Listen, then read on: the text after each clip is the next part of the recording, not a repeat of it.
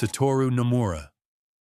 On August 24, 2021, a judge in Fukuoka did something that had never been done in Japanese legal history. He sentenced a sitting Yakuza boss to death. Not a hitman, not a street soldier, but the actual head of the organization. The man standing in that courtroom was Satoru Nomura, president of the Kudokai, and when the sentence came down, he looked the judge in the eye and told him he would regret that decision for the rest of his life. Security around the judge was tightened immediately. It was 1946, and Nomura was born the youngest of 6 children in Fukuoka Prefecture, into a wealthy farming family. Nothing about that beginning suggested the path ahead. He never finished secondary school. He was in and out of juvenile detention, picking up gambling habits that would define his early years. By his 20s, he had joined the Kudokai, a pre-war gambling syndicate founded by a man named Genji Kudo, and from there, Nomura climbed. He built his fortune the way a lot of mid-tier Yakuza bosses did in that era, through illegal gambling dens and real estate fraud. But what set Nomura apart, what eventually made him the most dangerous crime boss in modern Japan, was a willingness to cross a line that even the Yakuza considered sacred. Under his leadership, the Kudokai went after civilians. That is not how the Yakuza traditionally operates. There is a long-standing code in Japanese organized crime that ordinary citizens are off-limits. The Yakuza had spent decades cultivating a public image as an honorable shadow society that policed its own and left regular people alone. Nomura did not care about any of that. His organization threw hand grenades at the homes of corporate executives, including the presidents of Kyushu Electric Power and Seibu Gas. Not symbolic warnings, actual grenades, thrown at the houses where these men lived with their families. They firebombed the home and office of a politician who would later become Prime Minister, Shinzo Abe, with Molotov cocktails on multiple occasions. They attacked the Chinese consulate in Fukuoka in 1988. They slashed bar owners and hostesses who refused to pay extortion. And none of it was subtle. In February of 1998, a 70-year-old man named Kunihiro Kajiwara, the former head of the local fishermen's cooperative, was shot 4 times on a Kitakyushu street. One of those shots was point-blank to the head. Kajiwara's crime, as far as the Kudokai was concerned, was refusing to support a marine construction project tied to the gang. In 2012, a retired Fukuoka police inspector who had spent years investigating the Kudokai was shot in the leg. In 2013, a nurse at a cosmetic surgery clinic was stabbed after Nomura took issue with her attitude during a procedure. In 2014, a dentist who happened to be a relative of the murdered Kajiwara was stabbed as well. 4 attacks, 4 victims, and not a single direct order linking Nomura's mouth to the men who carried them out. That was the prosecution's problem. They had no wiretap, no confession, no written command. What they had instead was a legal theory. Japan's anti-organized crime framework treats Yakuza hierarchies as command structures. If the boss sits at the top and the organization operates under his authority, then the boss is responsible for what the soldiers do. It had never been tested at this level before. On September 11, 2014, riot police showed up at Nomura's home and arrested him. Over the next 10 months, he was rearrested 4 more times on charges ranging from the nurse stabbing to tax evasion to attempted murder of the retired inspector. His trial opened on January 14, 2021, at the Fukuoka District Court. The judge, Ben Adachi, found him guilty on all counts. He applied the command responsibility theory to a Yakuza boss for the first time in history and handed down a sentence of death. Nomura's co-defendant, Fumio Tanue, received life imprisonment. The defense attorney told reporters he had never tried a case that ended with a death sentence for a gang leader. No Yakuza boss had ever been held personally accountable for crimes carried out by his subordinates under this legal framework. The conviction did not rest on a single piece of evidence showing Nomura had given a specific order. It rested on the structure of the Kudokai itself, on the argument that the hierarchy was so rigid and so tightly controlled that nothing happened without the boss's implicit authority. And then came the appeal. On March 12, 2024, the Fukuoka High Court overturned the death sentence and reduced it to life imprisonment. The court acquitted Nomura on the Kajiwara murder, stating that the conspiracy finding could not be sustained under established rules of logic and experience. The three other convictions stood. Both sides appealed to the Supreme Court, and the case remains unresolved. By 2024, the Kudokai had been designated as the only Yakuza syndicate in Japan, classified as a particularly dangerous designated violent group, a special legal category created in 2012 specifically to deal with them. Membership had collapsed from around 1,200 in 2008 to roughly 160, from 1,200 to 160 in less than 2 decades. Nomura reportedly retired as president from inside prison in March of 2025. The Kudokai still exists, but the precedent Nomura's trial set, that a boss can be held responsible for the crimes committed under his authority, changed the legal calculus for every Yakuza syndicate in the country.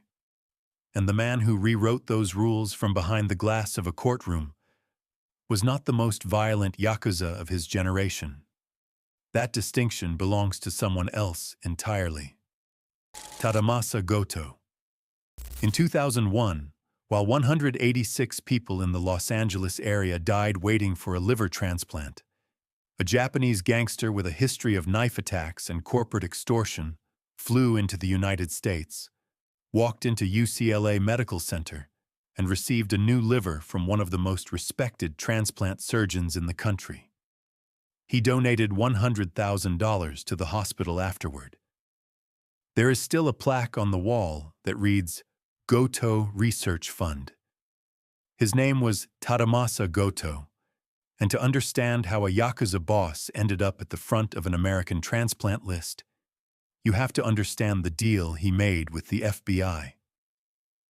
Goto was born in September of 1942 in Tokyo, but his mother died when he was young and he was raised in Fujinomiya, Shizuoka. He joined a Yamaguchi Gumi affiliate in 1972 at age 28, and by 1985, he had risen far enough to establish his own gang, the Goto Gumi, as a secondary affiliate of the Yamaguchi Gumi. At its peak, the Goto Gumi had roughly 950 members and around 100 front companies operating across Japan. Some in the press called him the John Gotti of Japan. What made Goto dangerous was not just his willingness to use violence. It was his willingness to use it against people the public actually cared about. On May 22, 1992, 6 days after the release of Juzo Itami's anti-Yakuza comedy film Minbo no Onna, 5 Goto Gumi members ambushed Itami outside his Tokyo home and slashed his face and neck with a blade. Itami later told the press that they had cut slowly, deliberately, and that they could have killed him if they wanted to. The attack was a message, not just to Itami, but to anyone in Japan who thought it was safe to mock the Yakuza in public. In his 2010 autobiography, Goto wrote that while he had not given the order himself, he was proud when he learned one of his men had done it. 5 years later, on December 20, 1997, Itami fell from the roof of his Tokyo office building. Police ruled it a suicide. In 2008, a former Goto Gumi member told journalist Jake Adelstein a different story. He claimed the gang had staged Itami's death, dragged him to the rooftop, put a gun in his face, and given him a choice between jumping and being shot. That claim has never been corroborated by police, and the case was never reopened. It remains officially a suicide, and somehow it gets worse. In 2006, a real estate consultant named Kazuoki Nozaki was stabbed to death in central Tokyo over a building dispute in Shibuya. The suspected triggerman, a former Goto Gumi member named Takashi Kondo, fled to China and then Thailand. In April of 2011, Kondo was lured from China and shot dead in Thailand. Police suspected the hit was ordered by Goto himself. The Nozaki family filed a civil suit in 2012, and the case settled with the Yamaguchi Gumi's top boss, paying 110 million yen in compensation. But the UCLA transplant remains the centerpiece of the Goto story. Suffering from advanced liver disease, Goto reached out through back channels to the FBI's Tokyo legal office. The deal was straightforward. In exchange for a special visa to enter the United States, Goto agreed to provide intelligence on Yamaguchi Gumi operations in America, including front companies, names of executives, and dates of birth. He flew to Los Angeles, and Dr. Ronald Busuttil performed the transplant. 3 other Japanese Yakuza figures received liver transplants at UCLA around the same period. A retired FBI unit chief named Jim Stern later said publicly that he did not believe Goto gave the Bureau anything of real value. He said Goto came to America, got a liver, and went home laughing. He called the entire arrangement something that defied logic. 186 people died waiting for a donor liver in Los Angeles that year. A Japanese organized crime boss walked in and received one because he cut a deal with the FBI that, according to the Bureau's own people, produced nothing useful. In October of 2008, while the Yamaguchi Gumi's godfather Kenichi Shinoda was in prison, the organization's disciplinary council voted to expel Goto. The next day, the punishment was upgraded to the harshest form of banishment, a status called Zetsuen, declaring him an enemy of the syndicate. For a Yakuza boss, expulsion is worse than a prison sentence. It strips away every alliance, every protection, every relationship built over decades. Goto entered Buddhist priesthood in April of 2009 under the name Chue. His autobiography, published in 2010, sold over 225,000 copies. He donated the royalties to a Cambodian charity for disabled persons. In December of 2015, the United States Treasury Department sanctioned him for ongoing Yakuza associations. He returned to Japan in 2016 due to illness. He died on February 8, 2026, in a Tokyo hospital at age 83 of aspiration pneumonia.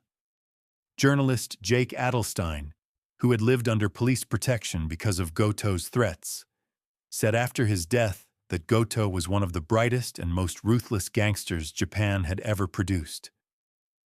He said his legacy may be that he helped launch the legal architecture that has decimated the Yakuza, and he said he would not be missed. Goto's story later became the basis for a character in HBO's Tokyo Vice, a fictionalized version of the boss played by actor Ayumi Tanida. The real version was far worse than anything the show depicted. Goto terrorized individuals. What came next was something far more ambitious, an empire. Kazuo Taoka.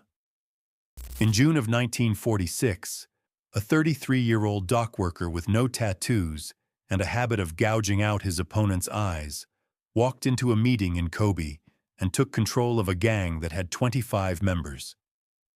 By the time he died 35 years later, that gang had over 10,000 members spread across more than 500 affiliates, and it controlled an estimated 80% of cargo loading on the Kobe waterfront.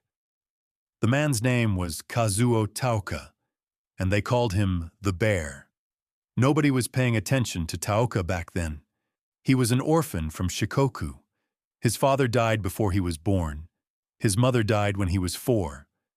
By the time he was 14, he was working at a shipyard in Kobe, running with the small Yamaguchi Gumi gang under a boss named Noboru Yamaguchi. He earned his nickname by clawing at his enemy's eyes during street fights, a tactic brutal enough to build a reputation in an underworld that already prized violence. In 1936, he was formally inducted as a blood member of the gang.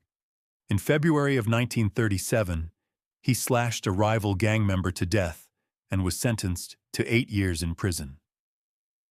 When he was released in 1943, the Yamaguchi Gumi had been gutted by wartime conscription and police crackdowns. Noboru Yamaguchi was dead from fight injuries sustained in 1942.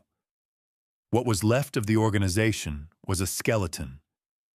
Taoka took over in the fall of 1946 with fewer than 30 men. That was about to change. His first move was founding the Yamaguchi Gumi Construction Company on the Kobe docks, giving the gang a legitimate front and direct access to shipping revenue.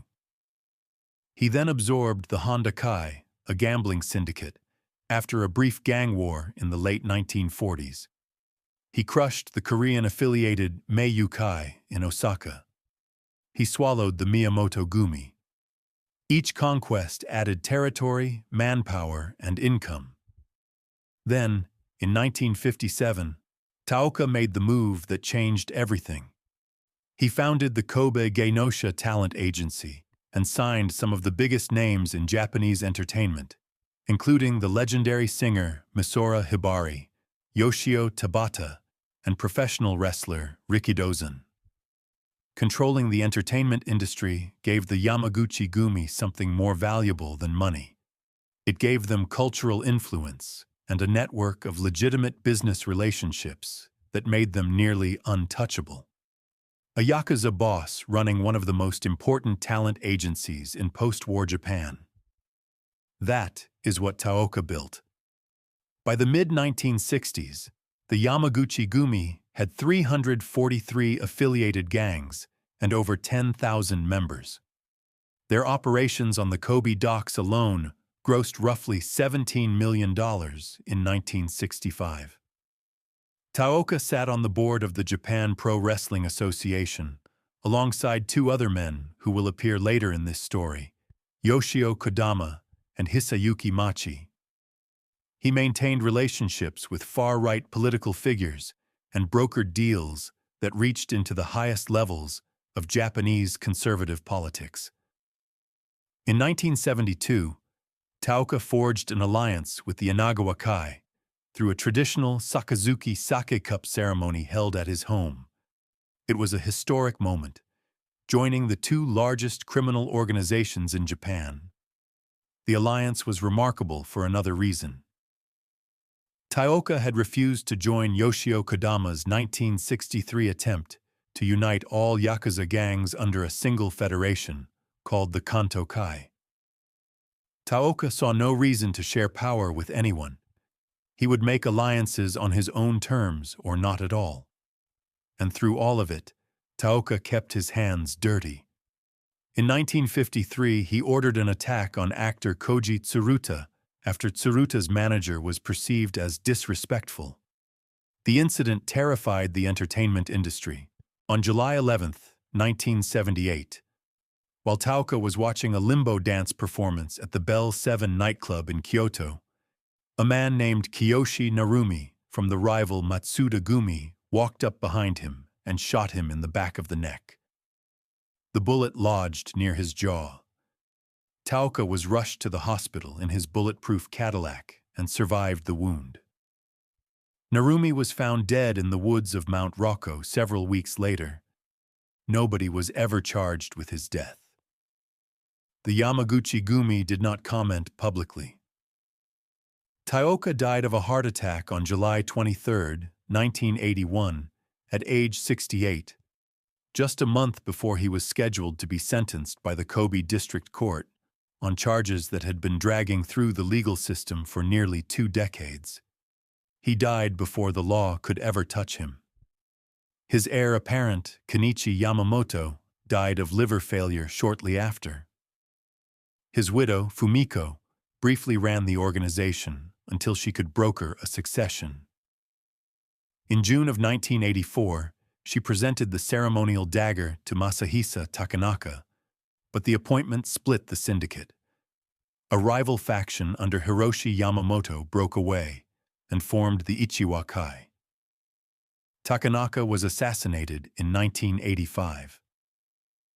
What followed was the Yama-Ichi War, which produced more than 220 gun battles between 1985 and 1989 and killed several civilians. Taoka reportedly told his son once to never stand out with tattoos, to stand out in a fight instead. The underworld remembers him as the godfather of godfathers. He took a dockworkers gang and turned it into the largest criminal organization in Japanese history, a syndicate that would outlast him by decades and would, at its peak, number over 40,000 members. But the Yakuza never operated in a vacuum. Behind the bosses and the soldiers, there were always fixers, men who connected the underworld to the halls of political power, and none of them was more consequential than a former war criminal who went from a prison cell to the back rooms where Japan's ruling party was born. Yoshio Kodama. In February of 1976, a Lockheed executive sat before the United States Senate and told them something that would crack open one of the largest bribery scandals of the 20th century. He testified that the American defense contractor had been paying a Japanese man named Yoshio Kodama as a secret consultant since 1958. The total payments came to roughly $7 million. And the money was being used to push American military aircraft on the Japanese government. But this story does not start in a Senate hearing room. It starts in a prison cell in occupied Tokyo, where Kodama sat as a Class A war crime suspect alongside men who would later reshape the country. Born in February of 1911 in Fukushima, Kodama came from a former samurai family that had lost everything. He was sent to live with a sister in occupied Korea at age 9 and spent his childhood working in a steel mill. By his late teens, he had joined the ultra-nationalist movement, attaching himself to Binakao's Kenkoku Kai. He was arrested multiple times through the 1930s for plots against politicians he considered insufficiently patriotic, including a petition directly to Emperor Hirohito that landed him in prison. When the war came, Kodama found his purpose. In December of 1941, he established the Kodama Kikan, a Shanghai-based purchasing agency for the Imperial Japanese Naval Air Force. On the surface, it procured strategic materials like tungsten, nickel, and radium. Beneath the surface, it was deeply embedded in the opium trade and black market smuggling networks across occupied China. By the end of the war, Kodama had amassed an estimated personal fortune of $175 million, making him one of the wealthiest men in Asia. In August of 1945, he was briefly appointed to the Cabinet Advisory Council. By December, he was arrested by MacArthur's Allied Occupation Headquarters and placed in Sugamo Prison as a Class A war criminal suspect. His cellmates included Ryoichi Sasakawa and a man named Nobusuke Kishi, who would later become Prime Minister of Japan. Kodama was never tried. On December 24, 1948, he was released without facing a tribunal. The men who had overseen the systematic plunder of occupied territories walked free during the holiday season. Declassified CIA files confirm what happened next. United States Army intelligence, operating under General Charles Willoughby, recruited Kodama as an anti-communist asset. In 1949, The CIA paid him to smuggle a tungsten shipment out of China. The shipment never arrived. Kodama kept the money. And no, I'm not making that up. From that point forward, Kodama became the most influential political fixer in post-war Japan.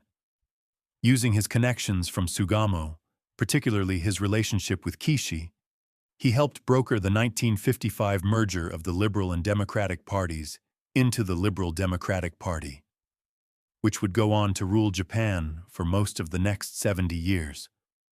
Declassified documents and reporting by the New York Times in 1994 confirmed that the CIA spent millions in the 50s and 60s supporting the LDP.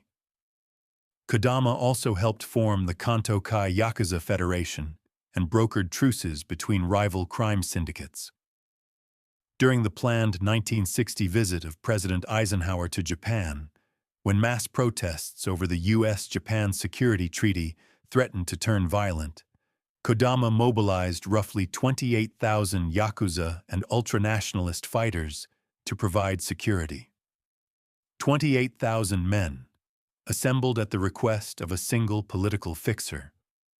The trip was canceled anyway, but the sheer scale of what Kodama could summon on short notice revealed how deeply the underworld had embedded itself into Japan's political infrastructure.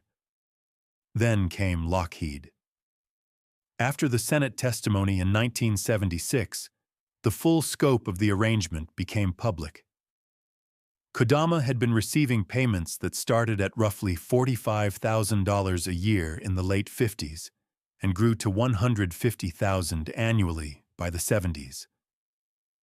Total disbursements reached into the millions, with funds channeled to push the P-3C Orion anti-submarine aircraft on the Japanese Defense Agency and additional payments tied to the L-1011 TriStar sale to All Nippon Airways. Kodama was indicted on charges of income tax evasion and foreign exchange violations. His trial opened in June of 1977, but was repeatedly suspended due to his declining health after a stroke in 1975. Prime Minister Kakue Tanaka was convicted on the related bribery charges in 1983. On March 23, 1976, a month after the Senate hearings, a 29-year-old actor and amateur pilot named Mitsuyasu Maeno rented a small Piper Cherokee at Chofu Airport. Maeno believed Kodama had betrayed the samurai code by accepting foreign bribes. He dressed in full kamikaze regalia, complete with a rising sun headband and white scarf, and flew the plane directly into the second floor of Kodama's mansion in Tokyo's Setagaya Ward, shouting "Long live the Emperor" over the radio. Maeno died on impact. 2 of Kodama's household staff were injured. Kodama, who was convalescing in another part of the building, survived without a scratch. Even a suicide attack could not touch him. Kodama died on January 17, 1984, at age 72, of heart failure and accumulated illness. He never stood for a final verdict. Inagawa-kai boss Kakuji Inagawa said at his funeral that the world would not see his like again. Kodama's fingerprints were on every backroom deal, every Yakuza alliance with a political party, every shadow arrangement between the underworld and the state. He had proven that the Yakuza could shape Japanese politics from behind closed doors. But in 2007, a different kind of Yakuza would prove something else entirely.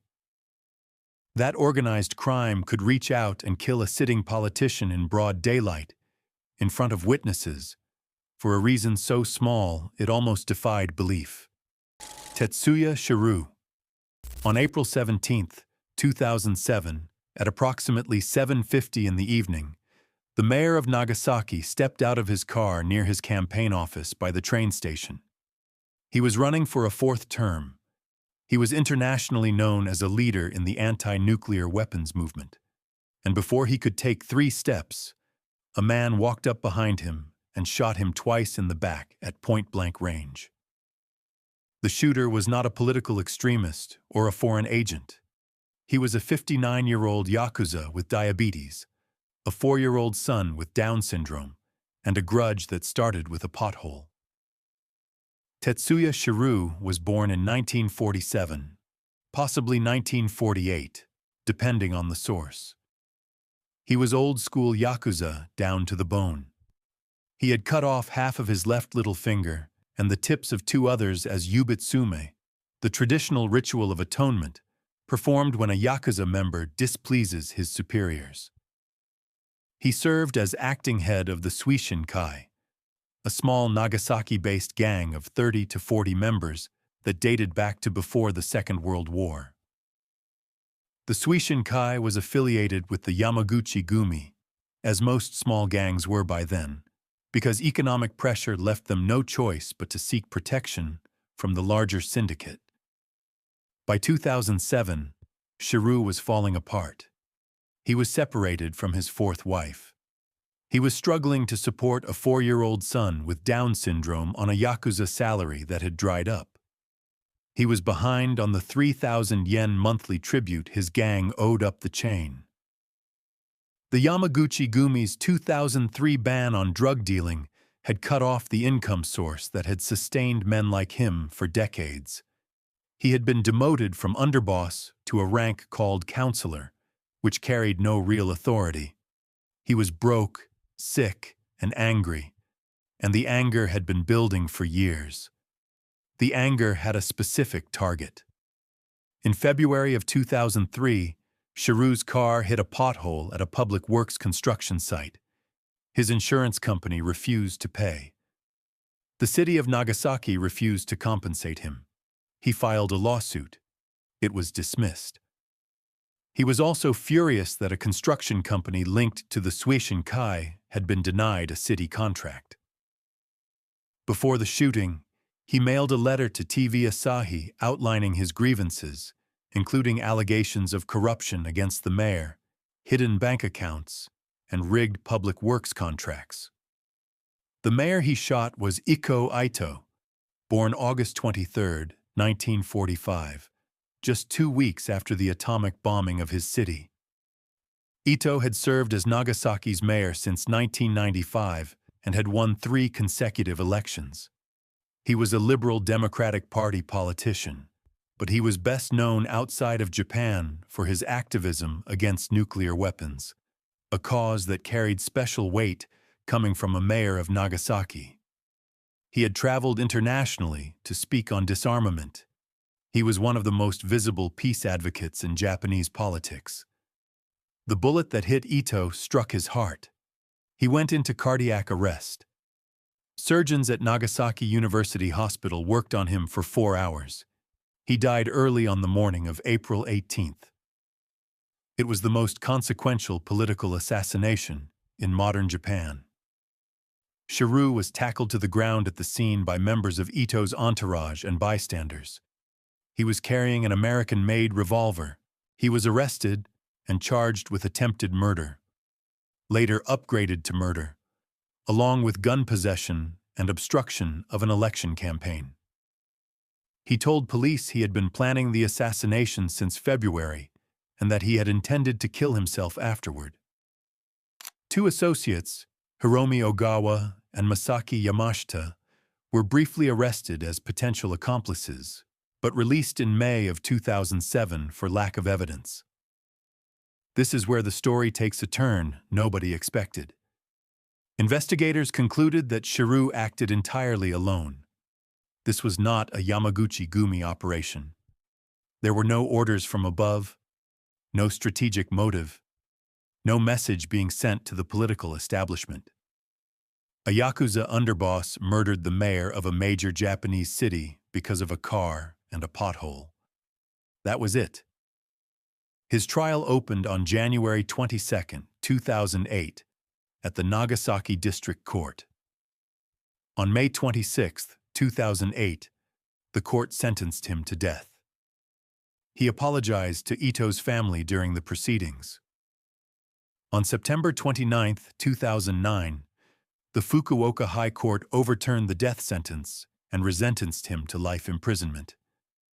The appeals court found insufficient evidence of the extreme depravity required under Japan's Nagayama standard to impose execution in a case with a single victim. Prime Minister Shinzo Abe called the killing a threat to democracy. Ito's son-in-law stood as a candidate in the rescheduled mayoral election, but it was a city official named Tomihisa Taue who won. The Suishinkai voluntarily disbanded immediately after the assassination. Shirou died of illness in Osaka Medical Prison in January of 2020 at age 72. He never left custody. The fallout extended far beyond Nagasaki. The killing accelerated public hostility toward the Yakuza across Japan. National Police Agency data showed that overall Yakuza membership dropped from roughly 86,000 in 2007 to 78,600 by 2010. A single bullet from a broken-down gangster with a personal grudge did more damage to the Yakuza's public standing than decades of law enforcement pressure. But while Shirou's crime was tearing the Yakuza's reputation apart from the outside, the organization at its center was already unraveling from within.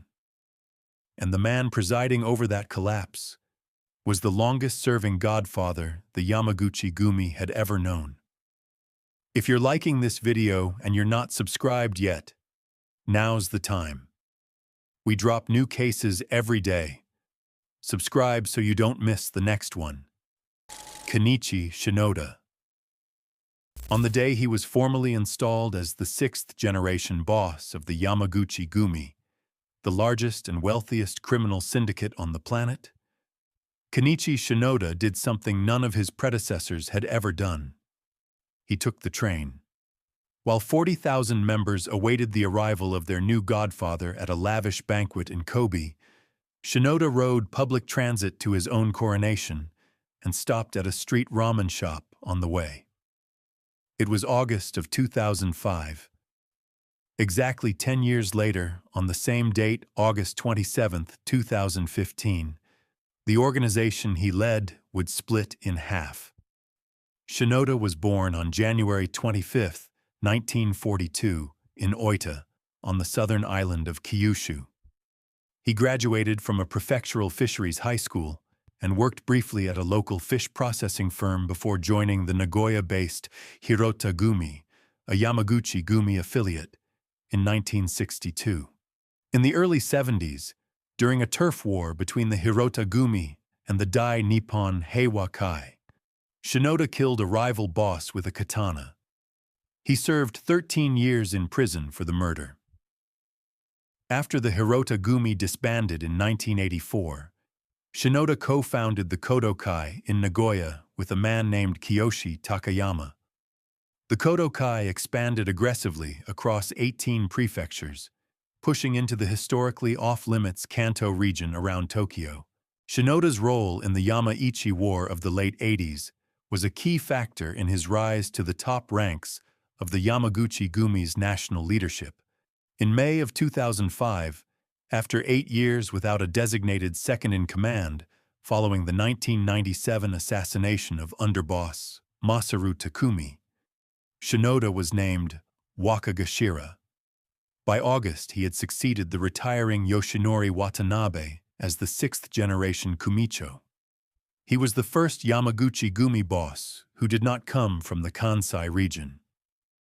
4 months after taking office, on December 5, 2005, Shinoda turned himself in to police to begin a 6-year prison sentence. The conviction dated to 1997, when a bodyguard had been caught with a pistol and Shinoda was held to have conspired with him. He had been acquitted at trial, convicted on appeal, and denied a final appeal by the Supreme Court just days before his installation. He served his time at Fuchu Prison and was released on April 9, 2011. During his absence, Takayama ran the syndicate as acting boss. But here's the detail that everyone missed at the time. Shinoda's absence did not weaken his grip on the organization. It strengthened it. The men who remained loyal during his imprisonment were rewarded. The men who wavered were noted. And the Kodokai's influence within the Yamaguchi-gumi grew disproportionately, while its boss sat in a cell. Within weeks of Shinoda's elevation in 2005, the Tokyo-based Kokusui-kai was absorbed into the Yamaguchi-gumi, expanding the syndicate's footprint into the capital for the first time. The Kokusui-kai's ousted boss later killed himself in February of 2007 by placing a plastic bag over his head and shooting himself. On February 23, 2012, the Obama administration's Treasury Department imposed Executive Order 13581 sanctions on the Yamaguchi-gumi, freezing all U.S. assets connected to Shinoda and Takayama. It was the first time the American government had directly targeted the financial infrastructure of a Japanese crime syndicate. Then came the split.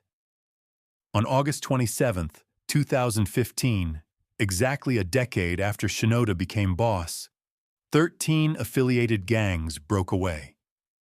The rebellion was led by the Kobe-based Yamaken-gumi under Kunio Inoue, along with the Takumi-gumi and the Kyoyu-kai. They formed a rival organization called the Kobe Yamaguchi-gumi, taking roughly 2,800 of the parent group's 6,000 members with them. The grievances ran deep.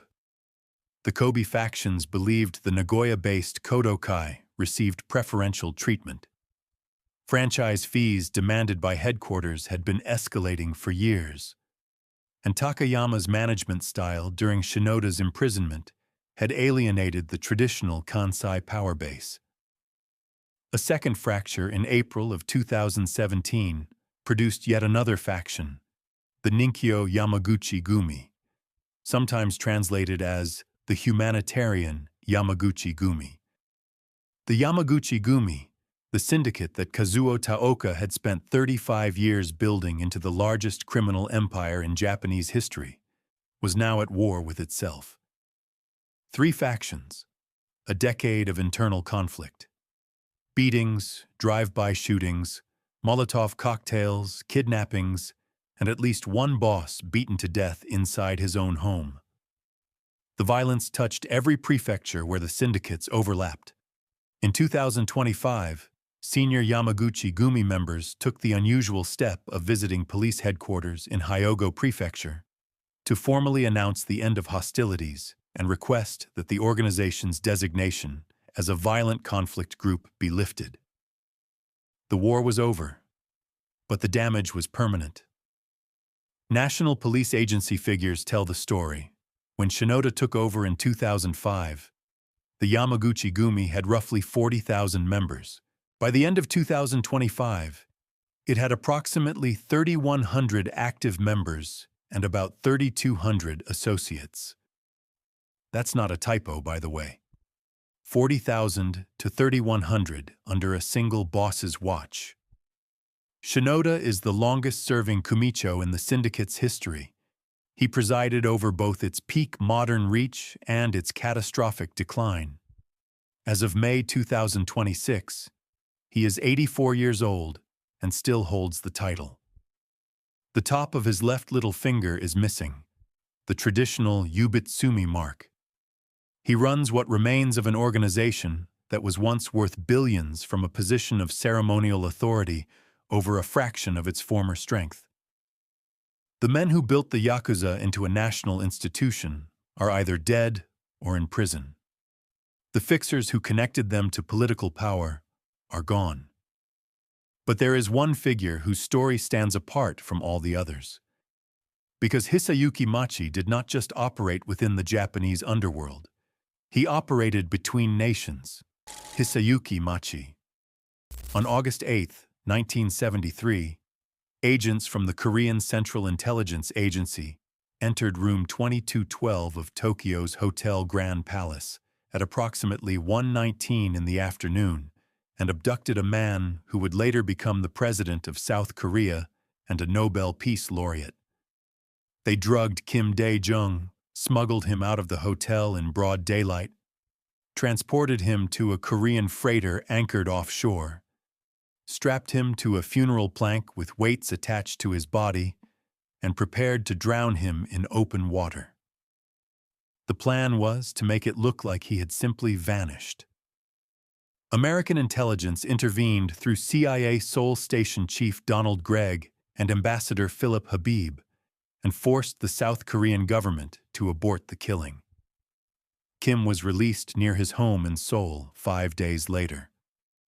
When investigators later examined the hotel, they discovered that every room on Kim's floor, on either side of his suite, had been rented by the men of a single Yakuza boss.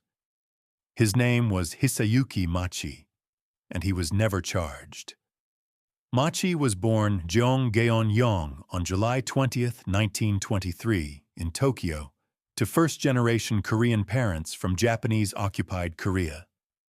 His grandmother raised him in colonial Seoul until he was 13.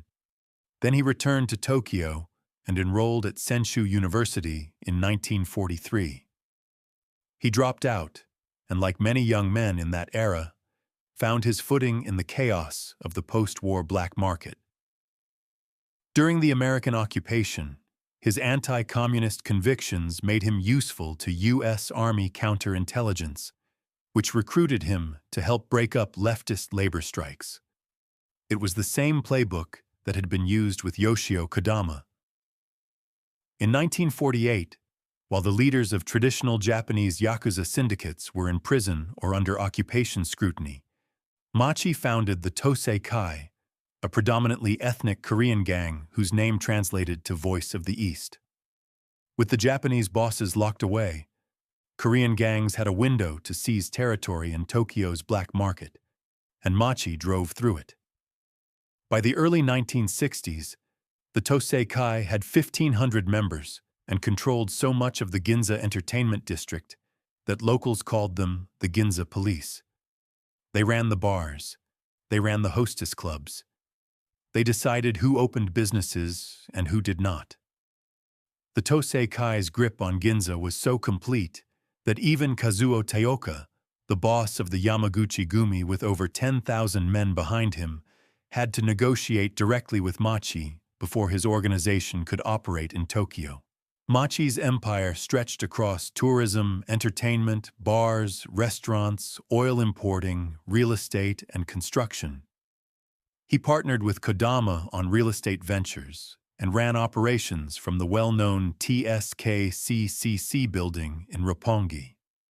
In 1964, he sat alongside Kodama and Taoka on the board of the Japan Pro Wrestling Association.